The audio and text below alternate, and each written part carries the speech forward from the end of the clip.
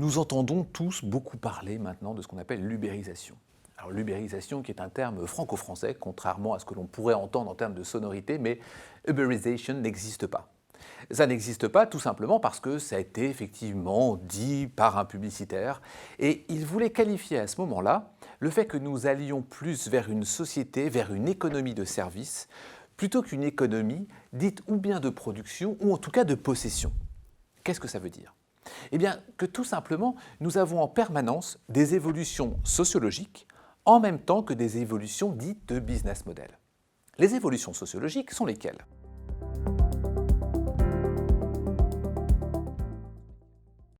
Prenons un étudiant de 20 ans, 25 ans, il y a, je ne sais pas, peut-être 20, 25 ans ou 30 ans dans les années 80, 90. Peut-être que cet étudiant-là, lui, voulait posséder une voiture pour aller le week-end à Deauville, pour aller à droite, à gauche, pour aller chercher son travail, pour aller à l'endroit où il le souhaitait pour ses vacances ou pour se promener. Cet étudiant-là, aujourd'hui, à 25 ans, son premier salaire n'est clairement pas dans l'achat d'une automobile. Il n'est pas dans la possession, il n'est pas non plus dans son statut, mais il est dans l'usage. On appelle ça plus exactement en anglais la servicisation.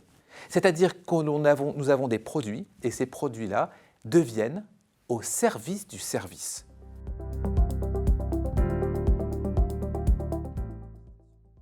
C'est la même chose pour finalement une chambre d'hôtel.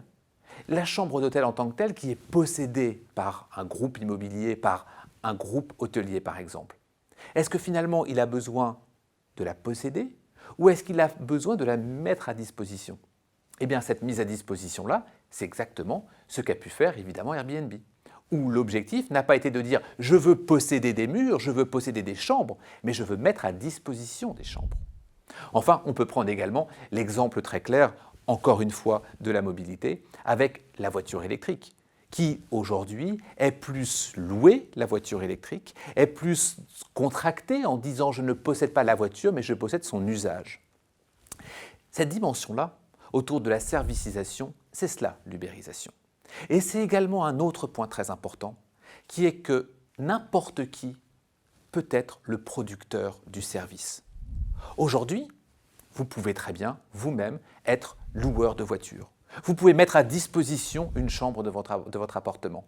Vous pouvez également regarder sur Internet ce qui se passe depuis déjà plusieurs dizaines d'années avec Wikipédia. Vous pouvez être un lecteur de Wikipédia, lecteur d'un article, comme vous pouvez être un contributeur.